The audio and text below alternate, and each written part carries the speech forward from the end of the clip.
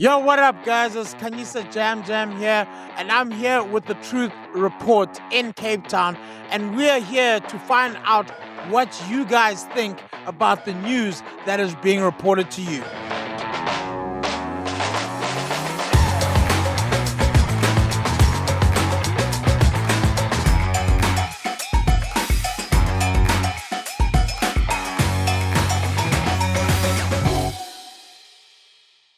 What do you think your government is doing for you and your community?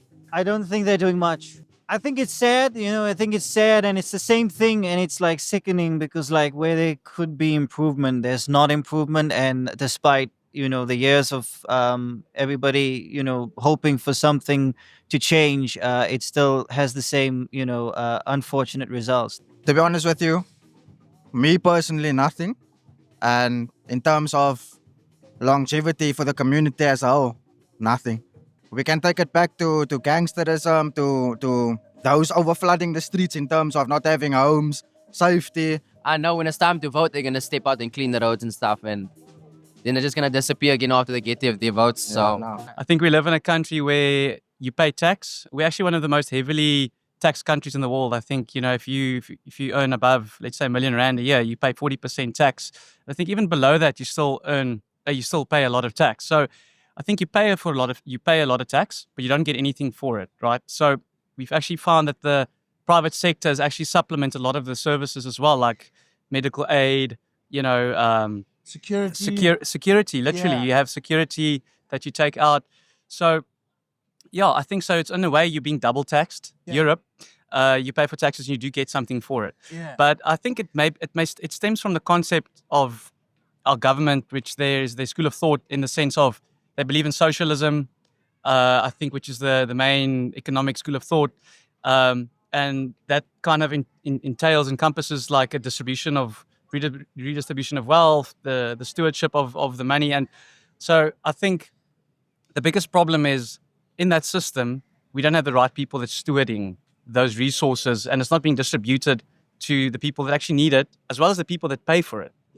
And when the GNU came into fruition last year, did you feel any sense of optimism, or did you feel that it's going to be more of the same promises, empty promises, big plans, and no execution of the plans? It's probably a better thing. There'll be some resistance, some push to fulfill promises. On that part, I would say it's an excellent thing. There is potential there. Yes, I do think so. I think if they can just attack the problems that just need to be, sorted out, like really the most important things, then I think that, yes, that is possible. Now I feel it's more of the same in the past. Like we cook. There's not much change. I know, like I said, when it's time to vote, they're going to step out again. When they get their votes, they're just going to go back into hibernation and earn their money and do what they need. After the elections, I actually had a lot of hope. I felt that we're moving in the right direction. So, after years of non-delivery, I thought the fact that, okay, cool, there's the coalition government forming. There's going to be more insights and say from other parties. At this point, we find that it's not been as effective, but we've seen some success stories in the fact that for example, the VAT increase was kind of vetoed, let's say, by the DA. But I think also like other figures, like someone like a Gators McKenzie, he actually brought some hope and made it quite exciting. I do have optimism, but I think a lot of that optimism has been stifled a bit. I definitely did. I do like the DA. I think Cape Town and the Western Cape compared to other parts of South Africa it's nice. They look after the infrastructure, which is my main thing. So if the rest of the country can experience something like that, I'll be happy. And that's just on a basic level.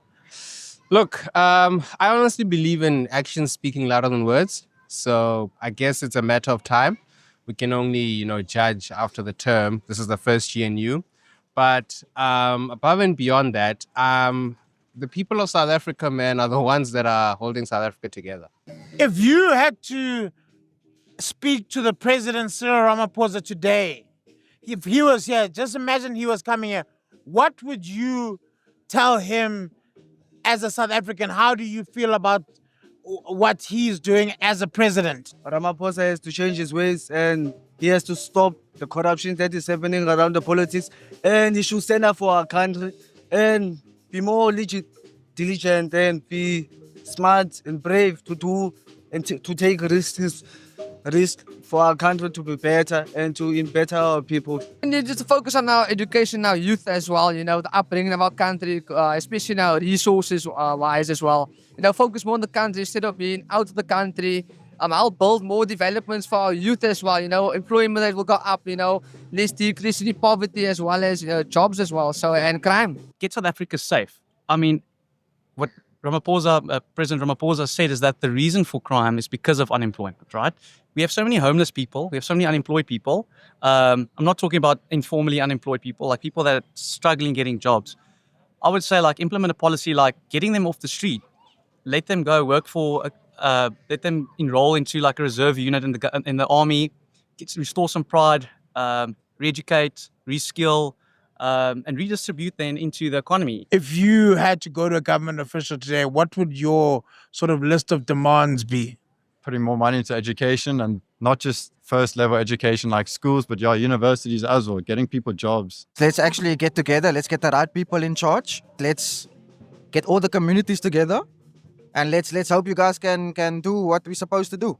What do you think are the key issues that our government is currently ignoring? I would say our poverty issues in the communities. I would say also our girls that has been abducted and kidnapped as well, and unemployment as well, you know. I would say schooling, housing, hospitals, infrastructure, the main things that the less fortunate need, or it's just a way of life. Like it's the basics that the government are not taking care of, especially for the people who need it. One thing that the government ignores is the leaders that they put in charge of the country.